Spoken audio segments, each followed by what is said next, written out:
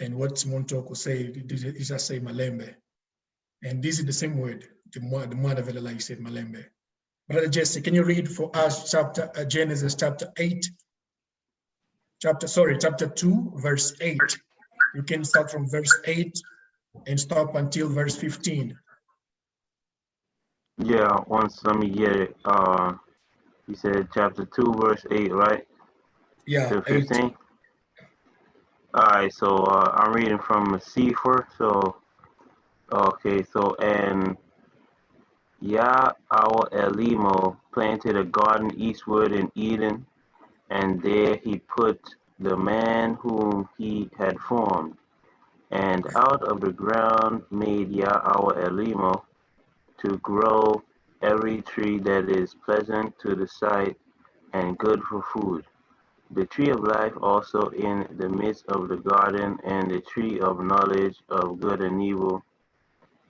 And a river went out from Eden to water the garden, and from thence it was parted and became into 4 heads. The name of the first is uh, Pizon, right? That is which compasses the whole land of Havilah, where there is gold, and the gold of that land is good. There Just a is second. bdellium, huh? Just a second, please. Right? Can you just pause for a little while there? Yeah. You see, he said that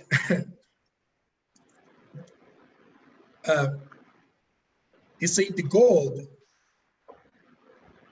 of that land, I say there is a gold in that land.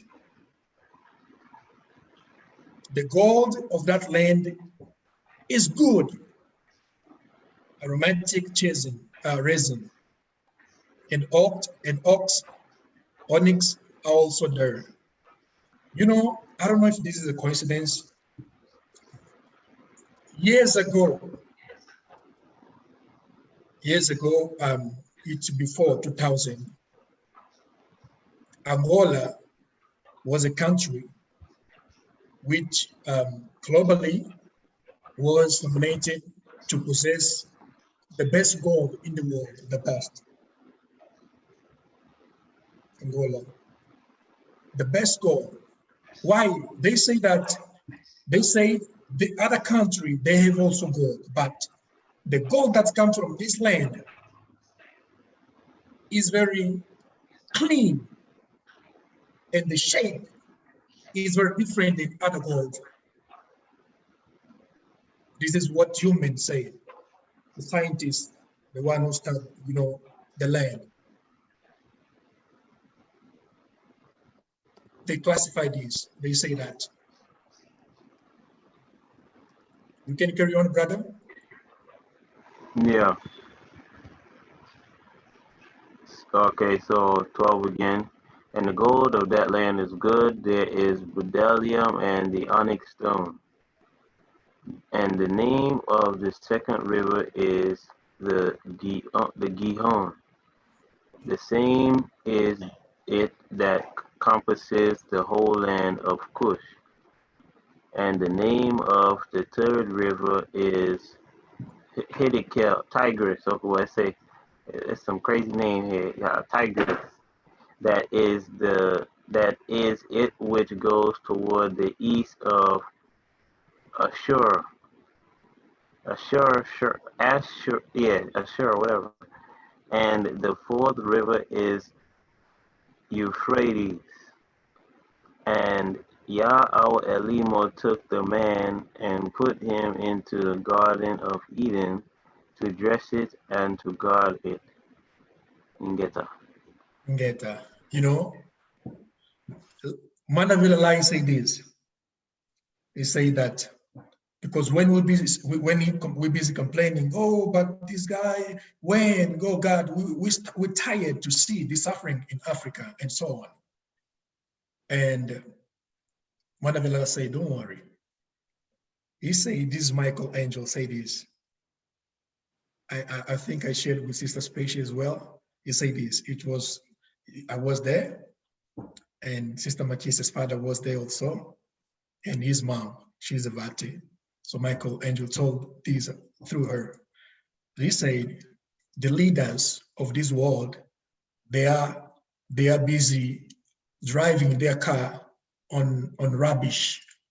They call this road we use, they say that's rubbish. They have nice cars, but when they're driving, they think like, oh, I have good life. They say that's rubbish. And I'm telling you right now that even the way they live, you guys can't live like that. I was like, oh, how come? But they live in a palace. What do you mean, Michael? He said, no, you can't live like this. That is nothing. He said, those guys, they think that they have, but they are sitting right now on the on wood. You know, when you sit on wood, how you feel? It's painful.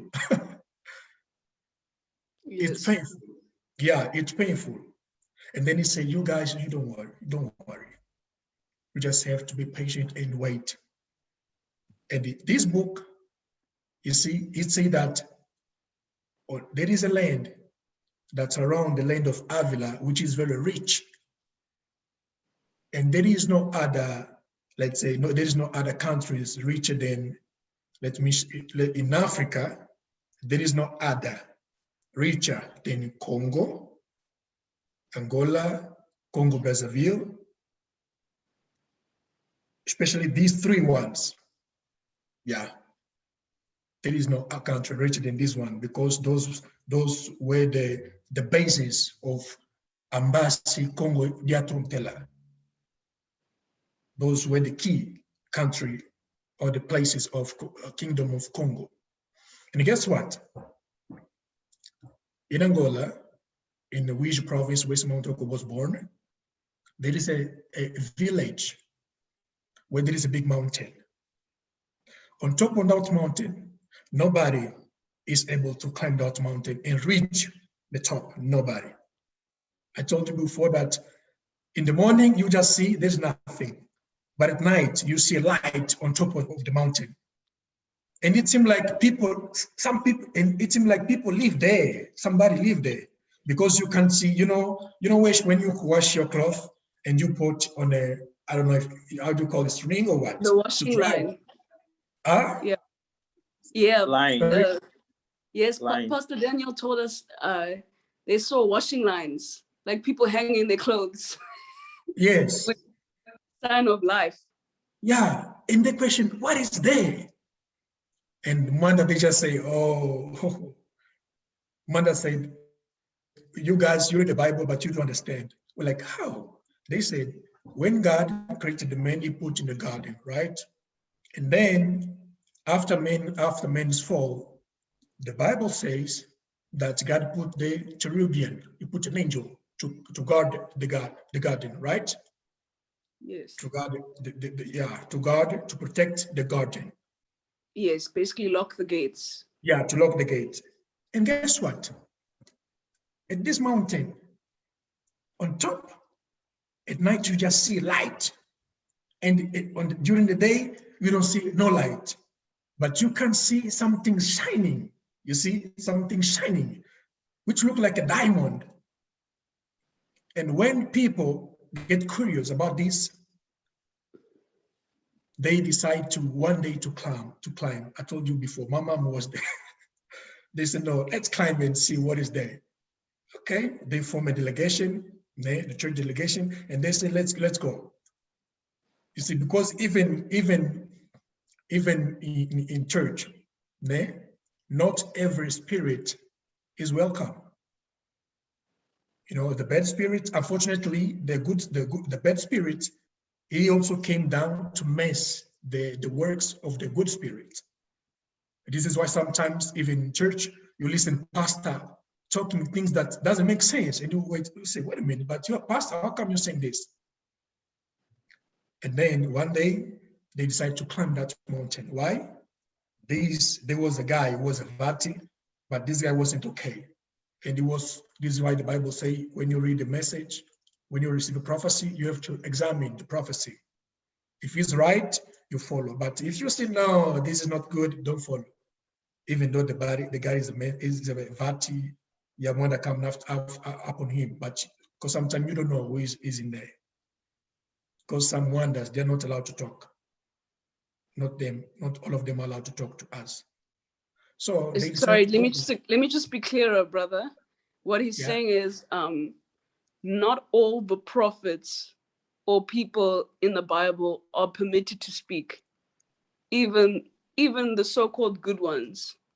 For example, this is what they explained to me while I was with the Tokuist. For example, Samson is not permitted to speak if he comes down in the body of someone, because he was banned because of like disorderly conduct. Because when he came, he would get so angry that the person would break the doors, like, or whatever was inside. And then God was like, no, like that, no, you are a little bit out of order. We're not gonna, you can't speak to them, if that makes sense. So that's what he's talking about. He's not just talking about bad spirits, which is possible, like the other spirits, the devil spirits, even sometimes, because remember, Tatan Zambi, he's the god of spirits. So remember in the Bible where he'd send a spirit of confusion, he can even command bad spirits who are not of him to confuse you. If you are messing up, or if he doesn't like you, he can, because he's Tatan Zambi, he can do whatever he pleases. And that's why he's saying we have to check the spirits. If someone comes down and is speaking the Muanda, we have to ask, who are you? Then he has to say, I'm Angel Michael, I'm Angel Seraphim, I'm Papa Kimbango, I'm this.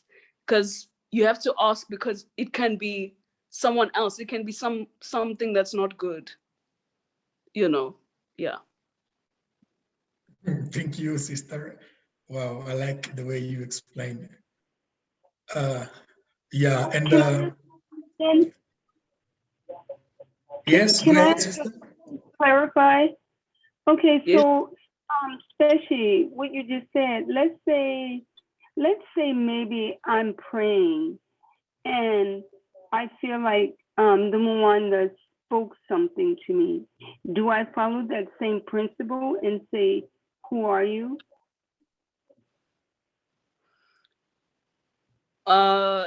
If it's just you, not someone else who's there.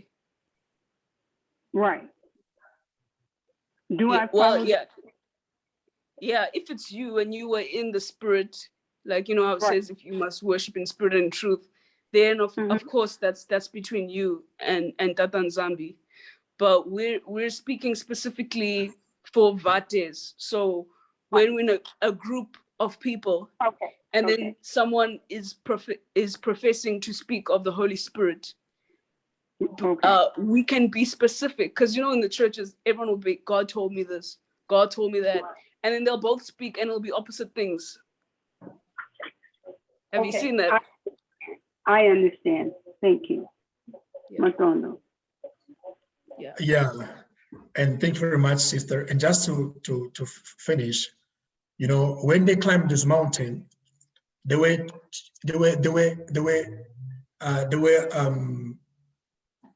expelled from the mountain. They didn't even reach at the middle, because those small beings, very small. We told you on the last session, the cherubim and seraphims, they show up like a soldier. They were busy shooting them like bullet. Small beings. My mom, she was like, "Hey, my son, I'm your mom. I'm a lady, but I was running like a man." I was like, "Really?" She said, "Yes." And she said, "You know Tim Marcelo?" I said, "Yes, Uncle Marcelo. Uncle Marcelo."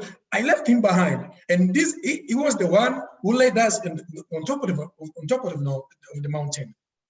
He is the one who said, "No, let's go, let's go." They were running away, and they came down. And then, the Most High, sometimes he allowed that to happen. And later when Muanda was like, "Okay, so you guys, you tried to climb those mountains, right?" They were like, "Yes." "Okay, did you manage to go on top?" They were like, "No." They were like, "Oh, okay. So there's some secret that you guys don't know, and you must climb this mountain. You mustn't go there. Nobody's allowed to go there." So just to saying that we have all the resources, we have everything. And when all of us get together, when you guys come down, you are the one and we are the one who will work the land, because the Most High told that he created the man to guard, to manage, and to work as well, because nobody will do it for you. All the resources we do have, diamond, gold, oil, we have everything. So who will sustain us is ourselves, because the power is within us, not, somewhere.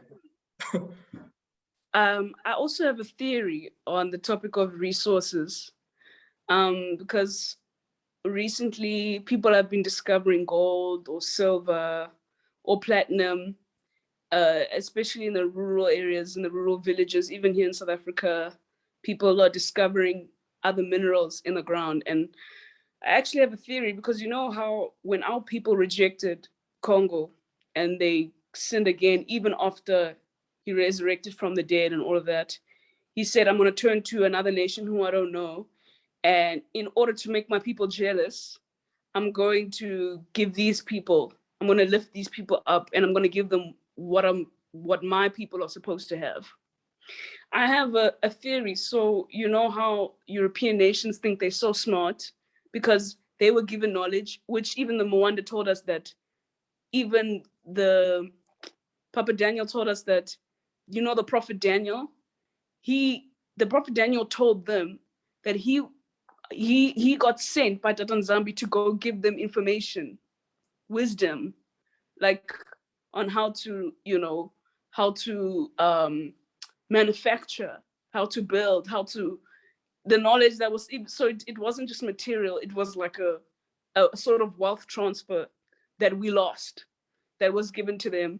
I have a theory, because I'm like, no man, these people have been in this village for like a long time, maybe 100 years. They passed the same mountain or the same area of land, and there was never gold there. But all of a sudden one day, someone goes and finds gold. As I'm saying, even when we think we're intelligent, or we discovered this, we discovered that, it's Tata Nzambi was the one who made them, who made that, not like, how do I say, he made it available to them. Like, it was probably always there, but he hid it. Like we're talking about this mountain, it just looks like a regular place, you know. During the daytime, no one knows the secrets.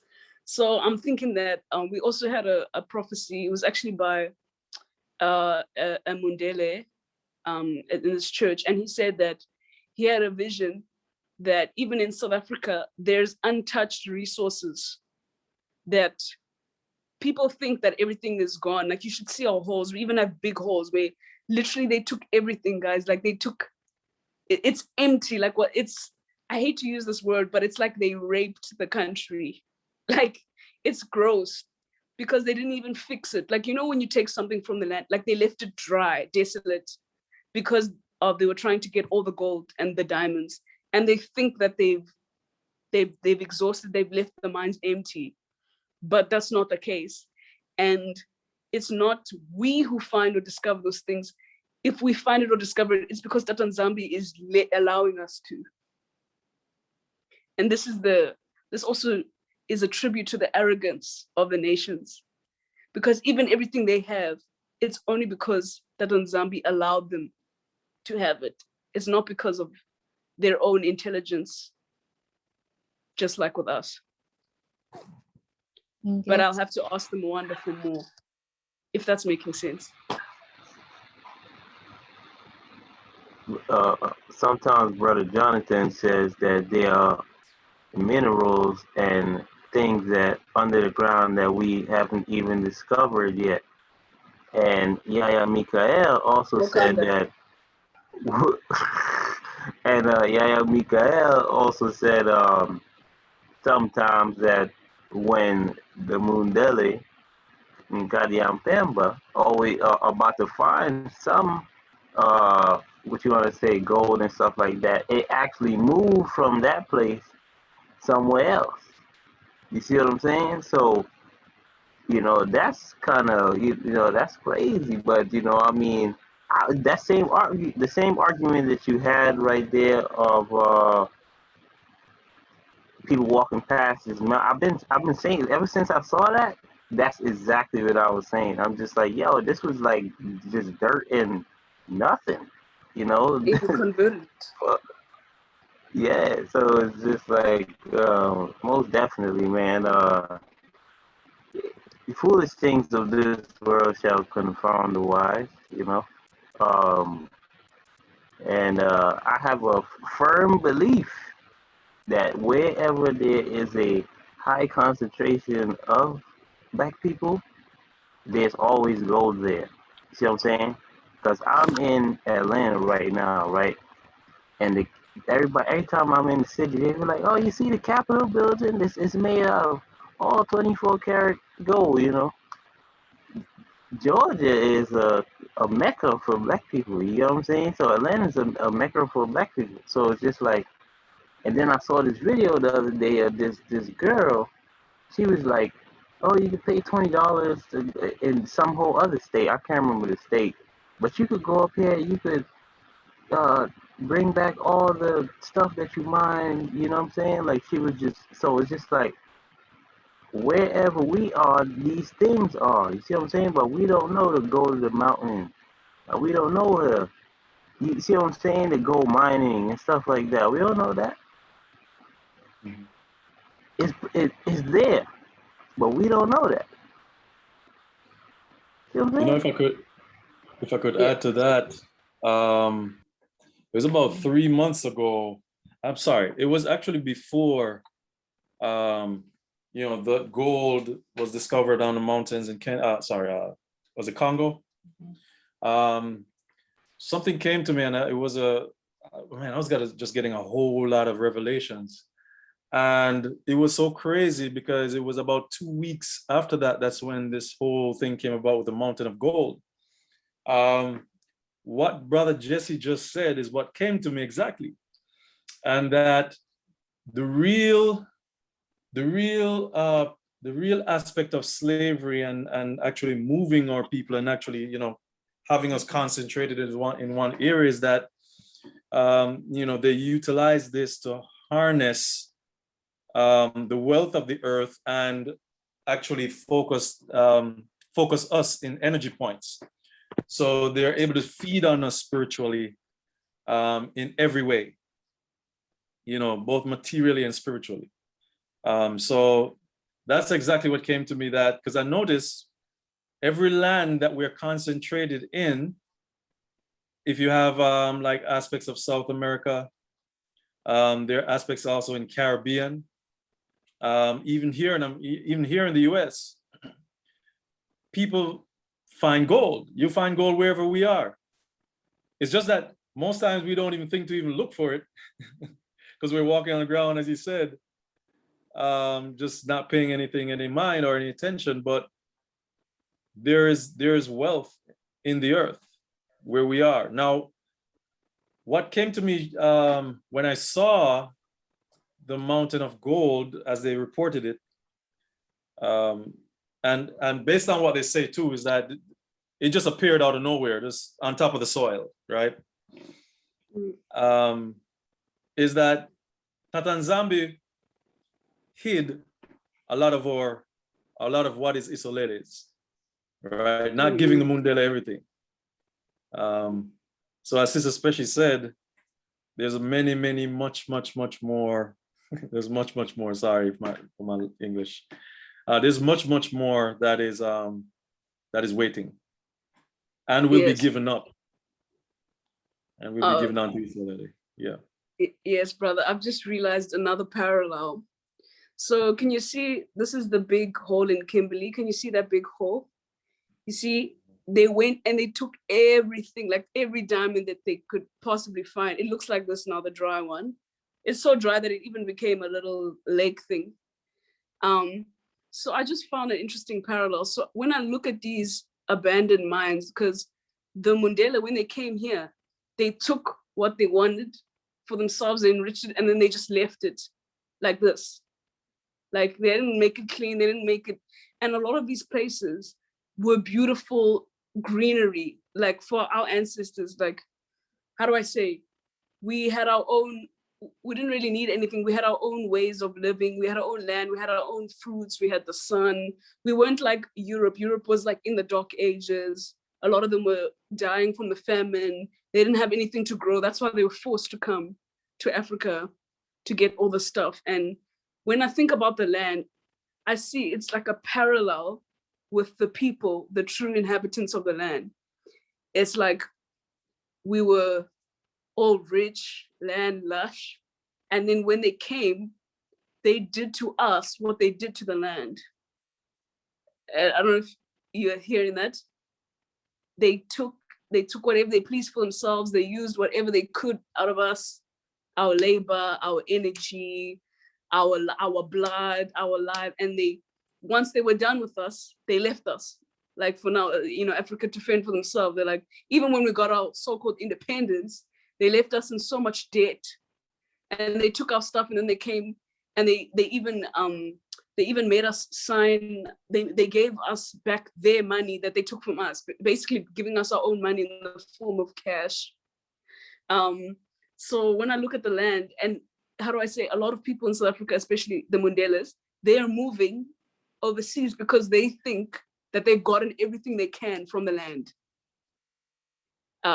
which is ironic. That's what you're saying is we're still rich. We still have hidden and secret. And there's a reason why he's hiding it. There's a reason why in the headlines we're seeing the people who discovered it are not Mundeles. They are village people, the poorest of the poor. And why are they discovering it after all of those white people? They sent all of the geologists because they think that we took everything we could. So I think that the state of the land is a parallel to our state. And when we awaken here mentally, like Kimbangu said, when our people begin to spiritually mature, the land also will follow us because we are the ones who have to speak. Remember Ezekiel, in Ezekiel 36, he said, prophesy to these mountains, prophesy to these rivers, the ravines. That's another vision I used to see all the time. I never understood. I used to see myself speaking over water in communities because communities were complaining that they don't have water and they want to plant. And I saw us, like myself, standing over the lake, and the water comes back into the lake, and people, the whole community can come and take from the water. But that's all in us, in the power of our word. We are zombies. We are creators. Yes. Sorry, I'm just remembering so many things right now. Sorry, yeah, that's what I wanted to share. Hey, Special. Yes, Mama. I've been trying to say this. I'm gonna go ahead and say it. I hope you guys can hear me because I don't think they heard me prior when I was trying to talk. Can everybody hear me okay? Okay, now we can because you're close. Okay. So in regards to the land, some of the people on here have heard this vision that I've had before. I had a vision some months ago where a Maleki came to me and gave me a shell, and then she came back and took me to Africa. I knew I was in Africa and I knew I was in Congo. And I saw some people of antiquity dressed in, old clothes wear, just sitting down amongst all these shells that she had, amongst a lot of shells that she had gave me. She had gave me, I think it was like one. And it was an abundance of them. And she said, this is where I got this from. And I knew that the spirit was telling me that there is land that is there. Actually, I was told that there is land there because the Maleki told me, don't tell anyone about this area because they don't know about it. So I asked someone from Congo, are there areas in Congo, in our lands, that the Mundelis are not aware of? I didn't tell them about the dream. I just asked them that question, and they said, oh, sure, there's plenty of land that they don't know about. And there's even portals in the land that the the prophets there know about that other people don't know about. So the Maleki was letting me know, because I was praying and concerned about the Mundelis taking, you know, all the resources from the land and our people being impoverished in the land. That was a concern of mine, and it still is a concern of mine. And the Spirit was letting me know that they haven't even touched the wealth that's in that land, because I found out the shells, the shell that was given to me and the shells that I saw in abundance on the ground used to be used for money in antiquity. And they actually found some of it in China, where they used to trade with China years ago. And I also saw this shell in the traditional crown of Queen Diambe, and I asked her about it. What was the significance of it, and what did it mean? And she gave me a lot of information. And what I really remember the most about it is that it was wealth. It means wealth, and it was an abundance of them. So that was letting me know that our land have an abundance of wealth that they don't even know about. And I was telling Nabi Katis about the vision, and he said, "Oh yeah," he said the things that they've stolen, the diamonds and stuff that they've stolen, the cobalt that they come and steal, that's nothing compared to what we have, what Tata and Zombie have for his people. He said that's just a little rubbish stuff. It's just nothing compared to what was for us. The best is saved for us. Yeah, definitely. And on that note, I would really like to conclude with the scripture. But before, does anyone else have something to say? Yeah, remember that movie Atlantis, right? Where the girl, right? Obviously, they were, what you want to say, native people. You get what I'm saying? Nobody came in there in a long time. So when they saw this Mundele come in there with his folk and them, you know what I'm saying? Uh, they were surprised and all that, but the whole place, kind of like you was talking about with Black Panther, right? The whole place was powered by this one gem, right? Everybody had one of them gems on, right?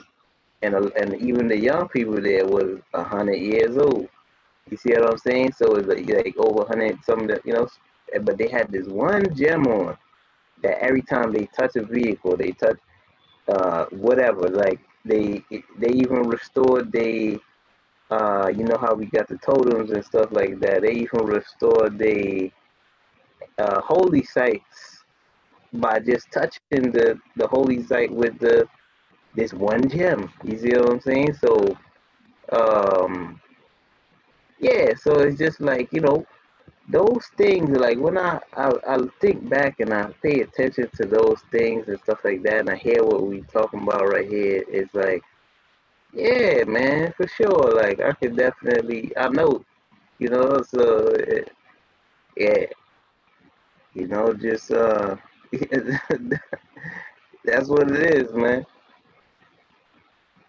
And Yeah. over here in Tanzania, there's land that's untouched over here as well. So I suspect that the entire Kingdom of Congo, which we know is not what they call Congo, the Kingdom of Congo stretches from part of East Africa by Cameroon all the way down to South Africa over to, you know, Zambia, all those parts over there. I suspect that there's lots of untouched land in the entire Kingdom of Congo that they have no clue about. Tata Nzambi is not gonna allow them to come and ravish the entirety of his land and the wealth of his land for his people. That's why Revelation says that ye are rich, but you are poor. Why did he say you are rich, but you are poor? It's because the land is still wealth. It still has plenty of wealth, and arable, Africa has the most arable land than any place on earth, as Special was saying. In other words, we can feed the entire world. We have more water than anybody. So, like she was saying, we're the one that's going to feed the world. We're feeding the world now anyway. So it's us. And that's why they're trying to kill us all, because they know what's in Africa. But Tata and Zombie is not going to allow that to happen. They're not going to, Mosiah's not going to allow them to do that. So we need not be fearful of the things that they're doing or trying to do. Once we come together, like we're doing now, fasting and praying, because we know that even our thoughts is energy. And they're doing research on this now, where this guy, he cannot speak. And I think I mentioned this to some people before on here. And so they have this device where they taken his waves in his brain, or what he's thinking, and transmitting it into language where it's speaking what he thinks. So a man thinketh, so he is. So what we think is even powerful. Not only what we speak, but what we think. So if we think on those things, as Christ said, he said, think on these things, right? So it's a reason why he said, think on these things, because it's power in our thoughts. It manifests also, not just what we speak, but what we think. So we need to think that we are victorious. Not only speak it, but think it. We are victorious. We are more than conquerors. The Mundeles, our enemies, will be destroyed as Tata and Zombie destroyed the enemies of our ancestors that came against them. We will receive our land back soon. The enemies will be expelled from our land, and all of those leaders that will not repent and look out for the best interests of Tata and Zombie's people will receive the same fate of the enemies of ours. We need to start thinking on these things. Just think on them. As we're working throughout the day, just start thinking on these things so that it can manifest, because we are spirits first and foremost before anything. And it transmits into the atmosphere. And what's happening is spiritual. This is a spiritual battle. It first manifests in the spirit. And many of us have seen this, what's happening now. This is just the beginning, because I've seen demons, a vision I had, a dream. And Darren has had this dream, and some other people. I had a dream where demons were coming out of the sky by the droves from a ladder. So it was a portal that was open, and they was coming down on the earth. So they're here. So I saw it in the spiritual. Why are they coming down? To battle. It's spiritual though. And then it manifests in the physical. Can I add something to Mama Brenda? She just said, and Mama Doris actually put this in the chat here. Nani Masa said the new language will be telepathy. Or Nabi, sorry. Yeah, okay. I was paying attention to a few, I was kind of doing a little bit more research on, our history. And, it's even in more so in the apocryphal books. I'm not sure if it's in the Bible itself, but it talks about a time when we didn't speak with our mouths. We communicated with our minds. We spoke to each other in that fashion. And nature spoke to us, and we spoke to nature too, right? In that fashion.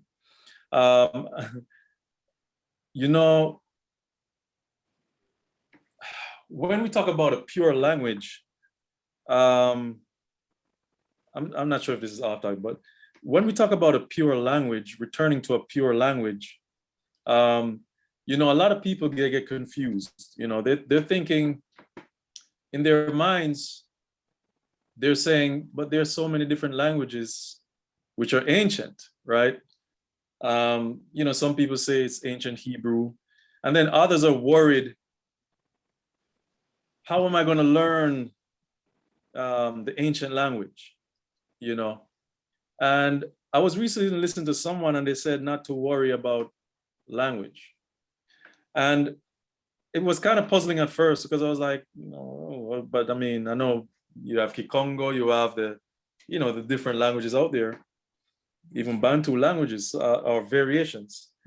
And I got a message which makes perfect sense. And it's that we're going to return to who we really were from the get-go. And the ways in which we communicated. Because if we're talking about the empowerment of the spirit and we becoming spirit and manifesting things, allowing things to manifest through different works, and obviously the whole world will become a testimony to what Isolele has been given to do. Then we have to look at a time for example, from the time of Adam and Eve, or first man, first woman, as they put it, when there was no speech so per se, but there was communicating of the, communicating through the mind. There's an instance that was spoken of where an animal was called to sacrifice, and an animal would come right before the person, just kneel and just wait and just be ready, because you communicated with it, it knows. Mama Brenda actually dropped I think you were the one who dropped the video as well yesterday. That one to me was very, very, very powerful. Where the brother was moving the water, was speaking to the water, the water moved. Mm-hmm. The water went back and he called it forward and it came forward. Isolele will, when we worry about language, I began to realize, like, there was a universal language which no one who is not pure is able to speak, right? Mm-hmm. And the language is the communicating of the mind, the speaking, the telepathy, or what you call telepathy. I can speak to Brother Benika from here, all the way in the US. He can speak to me in that fashion.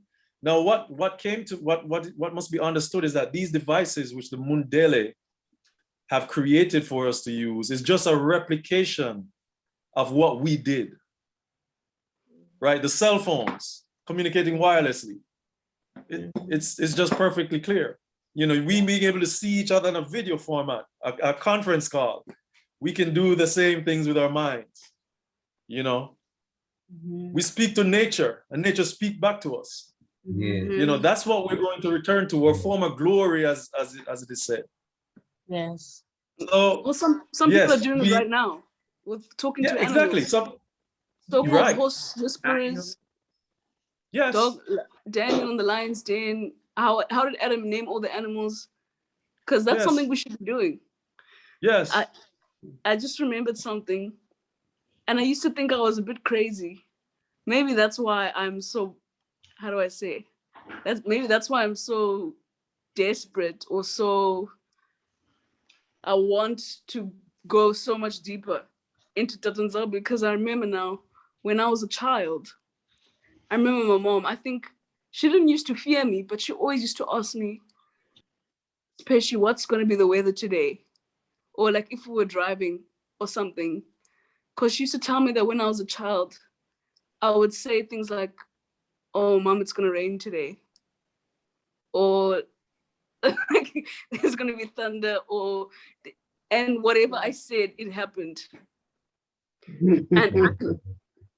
And I could also say, like, when I was a kid, if I didn't want something to happen, I would say this is not going to happen, and it wouldn't happen. Like, even something as simple, like, I remember there was a raffle ticket, and I think I don't know, remember what my number is, maybe like 28 or something. And I remember I really wanted to win, and I was like, they're going to say my number, 28. And they say my number, and I won. And like, maybe, I don't know, it might sound arrogant now, but I'm thinking maybe that's why I was always confident. As a kid, I was always confident, even if I had no reason to be confident. My parents used to be like, this kid, like, where does she get this? Why is she so sure of herself? Like, what has she achieved in life to be so confident? But and that's why I stayed put, like, in this awakening when I'm watching the videos, because I know as a child And I'm like, no, that happened. That was real.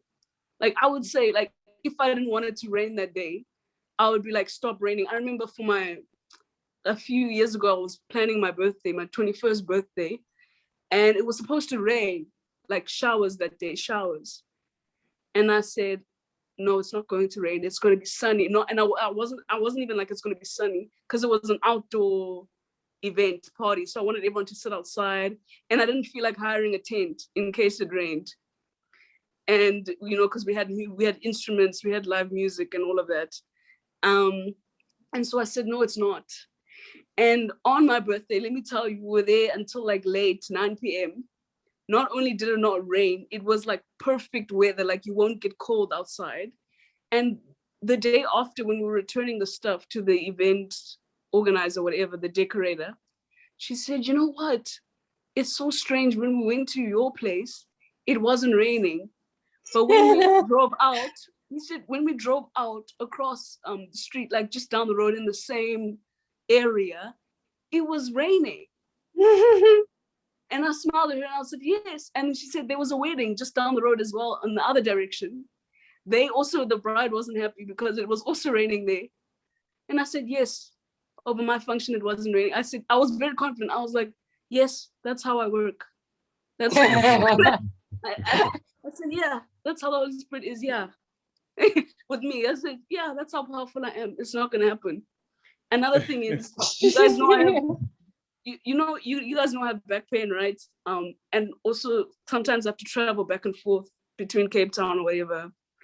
Can I tell you, almost every time I travel, especially when I'm in pain, the flight can be full, guys. The flight can be packed. I'm so used to it. I actually expect it now. Almost always the seat next to me is empty for me to put my legs up. I'm telling you, I even recorded it last year.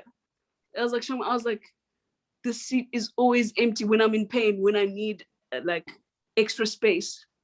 It's and that's how I know that God's with me, especially when I'm in the will of God. Oh, when I'm not in the will of God, it's the other way around. Oh, when I'm not in the will, oh man, things get upside down. Like I'm the most dysfunctional human being. When I'm not, it's like it's the other way around. I become the unluckiest person. Yeah. But when I'm in the will of the Father, like when I went to that turquoise thing, my back was burning, like it was something like I was like a serious fight. It was trying to get me down, trying to say, don't go. Man, I was burning. I just looked outside in the plane. I looked at the sunset. Of course, the seat next to me was empty, so I had my legs up. That's also how I knew that I'm going. This is a sign. And I started worshiping. I'm sure the people thought I was crazy, but I don't care. Like I had my earphones in and I was singing, praising, singing, had the biggest smile on my face. I mean, I couldn't hide my joy and my glee. And that's how I know, like, the Banzambi, Sonny Nanini is with me, no matter what people say. Yes, no matter what people say. I've seen too much. Like, it's not even about the scriptures at this point. Yeah, that's how I walk, and that's how we ought to walk. Like the community we went to, they didn't have water. And I was like, what do you mean you don't have water? You had a river. We walked to the river. It was empty. The riverbed was dry.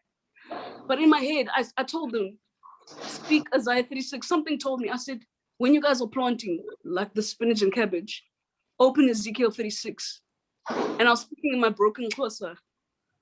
And they didn't understand me, these people. I said, speak Ezekiel 36. Speak as you're pouring, as you pray. A few months later, when we went to go visit, they were like, you have no idea the scriptures you were telling us. The crops are like growing. And it's gonna get worse. Like we literally gonna make the riverbeds, they're gonna overflow with water as soon as we come back. So that's what I believe, and I have good reason to believe. That's how it was. I want to be like when I was a child. Yes. It was that confidence that wasn't, how do I say, tainted by the world and by logic or whatever, or by science, or whatever they call it. I want to go back and even more. Absolutely. That's knowing who we are as a people, Yeah. because I remember years ago, when I first started out nursing, I couldn't deal with death and dying. And I had a patient that was dying. And I remember standing outside the patient's door after I had got report from the other nurse, and I prayed.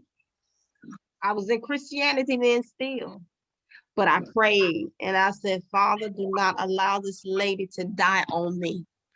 I said, do not let her die on my shift. I worked 12-hour shift. Most nurses work 12-hour shifts. So I worked the entire 12-hour shift. The lady lived my entire shift. I had to come back the next day, I'm sorry, and work another 12-hour shift. They told me in report, Brenda, right after you left, that lady died. Mm. So we don't really know who we are. When I say speaking and thinking. Mm. Yeah. I had a similar experience this winter when they were saying there was a lot of snowstorms. Everybody, oh, it's going to snow, it's going to snow. And I had an incident with my car. And I said, no, it can't snow because I won't be able to get out of my driveway because it just snows really heavy. So everybody was saying, it's going to have a snowstorm. I said, no, it's not. It's not. Well, Doris, you're just going to be disappointed. Guess what? It didn't snow until 2 weeks later. So if you, I think, and then another thing is something, I guess, with the mind. We were talking before, Mama Brenda, where you said, where you guys had like anger with, and I didn't mention it that time. But an incident happened and I was very, very angry, but I was holding in my anger, but I was holding on to my keys. Then when I went to go use that key, I looked down at that key was bent up like a boat. Mhm. So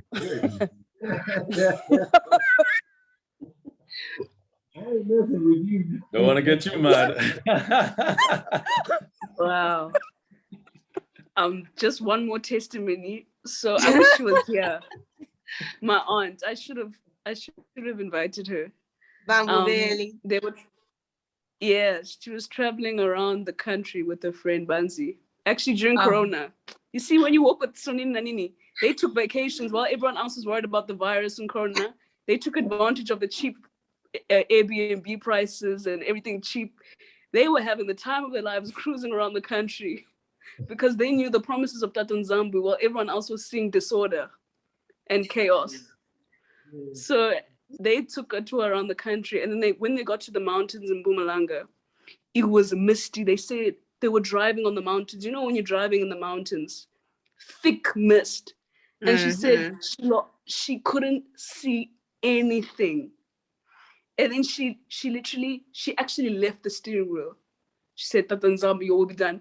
She says the car was driving itself around the mountains until they passed the mist, the blur. And you know what's funny is they were recording, they had a dash cam or whatever to record the scenery. And she says that those minutes weren't recorded. So everything before was recorded and after, but it was like those minutes were edited. The camera didn't record. And then when the mist passed, she said, "Oh, thank you," and she carried on driving. Wow. That is us. That's the confidence. That's the power. And I just need to read this verse before I break, because it doesn't just speak about the promises that God has for us and the wealth that He has for us. It puts the focus back on us. Let me just share the screen. This is from Psalm 2. So it says, "Why do the heathen rage and the people imagine a vain thing? The kings of the earth set themselves and the rulers take counsel together against Soninanini and against his anointed, the BANA BETHU, saying, let us break their bands asunder and cast away their cords from us. He that sits in the heavens shall laugh. That Nzambi shall have them in derision, confusion. Then he shall speak unto them in his wrath and vex them in his sore displeasure. Yet I have set my king upon my holy hill of Zion. I will declare the decree. The Lord has said to me, you are my son, this day have I begotten you. This is the one. Ask of me, and I shall give you the heathen for your inheritance and the uttermost parts of the earth. In other translation, it says, ask of me the heathen for your inheritance. And it says, nay, the whole earth. He said, never mind what they have. Basically, never mind their worth. No, even the earth, ask of me, I will give you the earth for your possession. That's what I wanted to say. Yeah. And that is agency. So he's laughing. So in other words, the Most High, he's laughing. He's laughing at what they're doing. They come to take our stuff. They call themselves rich. They call us third world. They call us starving hungry. And he's, while we are busy, concerned or whatever, or nervous, he's busy laughing. And then he says, ask of me. That means that it's up to us. He says, ask of me. And he said, I'll give you what they have as your inheritance, and I'll even give you the earth. So that shows that the power is on us. Yes. Like Simon Kimbangu, he said, when my people spiritually mature, and that depends on us. We can decide how long we take to reach that spiritual maturity. He says, once that happens, he says the people that Nzambi sends, they will be unstoppable. No one will be able to stop them. But the timeline is not just based on Nzambi and his time, it's also based on us. I believe that. We can accelerate, we can ask if we change our prayers. That's why Christianity is such a stronghold, because it teaches us a victimhood. We will never pray to be empowered. In Christianity, we just pray, love everyone, love yourself, love this, don't judge this. We don't pray, hey, get us out of the situation. We want wealth, we want gold. These people are messing with us. Please get rid of them. We went to them, we went the forgiveness route. Ask South Africans about forgiveness, ask them. What have we gotten out of it? Nothing. Nothing. But did we ever go to Tata Nzambi, Sonin Nanini, who we praise? Oh, no one praises like us. But I've never seen one church, one pastor ever say, Sonin Nanini, give us back everything that we've lost, our ancestors, give us the wealth, give us the land. I have never seen it. But what is the word? And they love to use the word, the Bible. What did the Bible say? Ask of me, and I will give you the wealth. And why don't we have it? Because we didn't ask. Exactly. It said, you have not because you ask not. So then we become like the Israelites. Instead of 10 days to get to the promised land, 40 years. That's what Africa is right now. Because 2021, it's the second year of freedom from our captivity. But we're acting like the world has ended. We're busy talking about Corona this, Corona that. Who knows where we could be if we had freed ourselves mentally and we had strengthened ourselves and we had asked Sunini for power. Imagine where we'd be right now, because the spirits are in our favor. Oh, Wow. good. Yeah. I didn't want to talk. Let me add something, if I'm allowed. So, you can go first. No, go ahead, brother. Go ahead. Sure. It's so powerful that what you guys are all sharing. It's powerful. And I was asking myself, because I was quiet, because I was trying to hear Tatanzam voice about the resources, all these things. And something came on my mind while I was listening to all of you saying. And then this thing came on my mind and said, why my people is worrying about the resources? Why my people is worrying about the resources? This is always coming up on my mind. I was just quietly listening. And then the answer came again. If I, the Lord, Tatanzambe, I'm telling them to go back in the land, like people on diaspora, to go back here and to come back here in Africa. So why are they worrying about?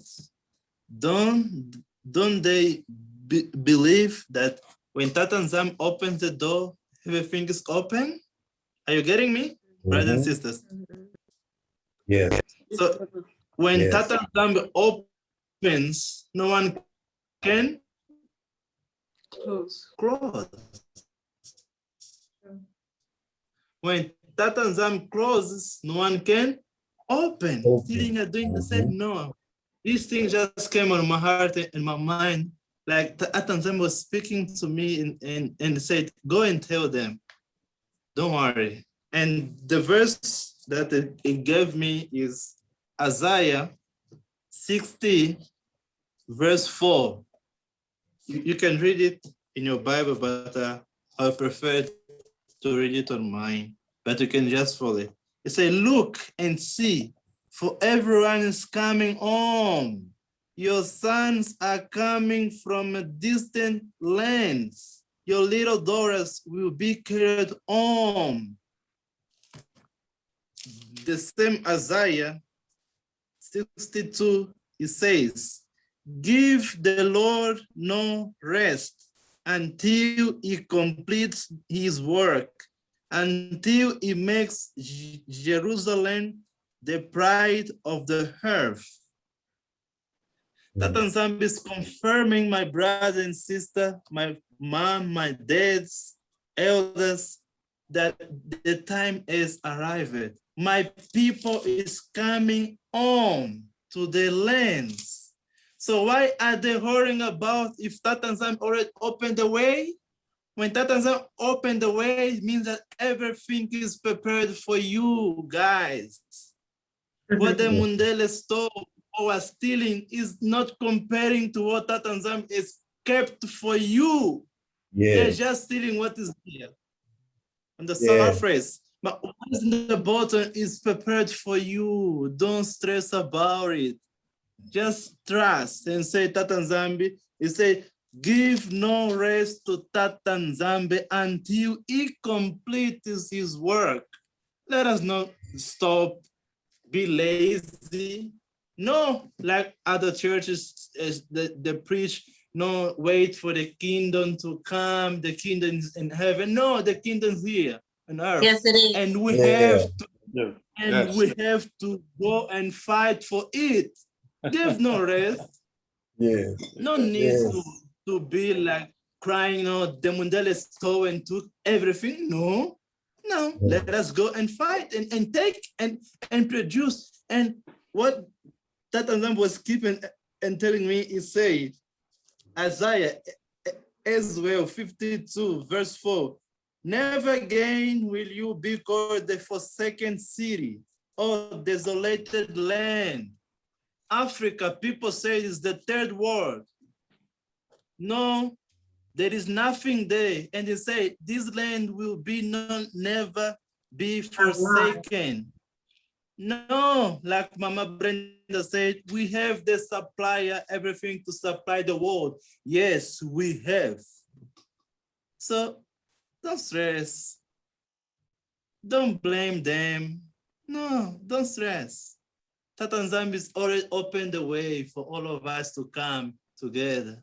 And today I'm just witnessing, say, the dream that it showed me is true, is indeed true. When some someone dreams about something, it means that the spirits are connected. Our spirit is already connected. And Tata Nzambi is making everything. It says, Isaiah 52, verse 20, the people redeemed by the Lord, and Jerusalem will be known as the desirable place. Look, Africa will be known the desirable place. United, we are more strong. Yes. And hear me, united, we are more strong. Now is the time for us who believe in Tata Nzambi to show our fellow brothers as well that we cannot fight it alone. We have to fight it together. We have to show our African government the way for us to help our people is not by stealing. It's for us to be together. Put Tata Nzambi first, and the blessing will come. The blessing is already among us. Let us just open our eyes and see that day. Yeah. So Africa is still plenty of place to be invested, plenty of place for us to go and do our business. Let us not be the businessmen that only think about themselves.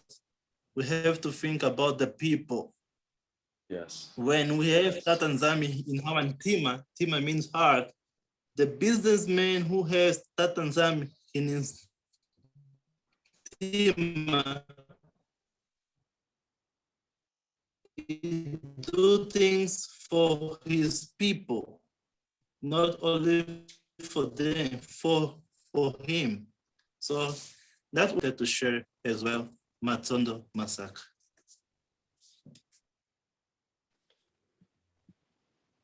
Good.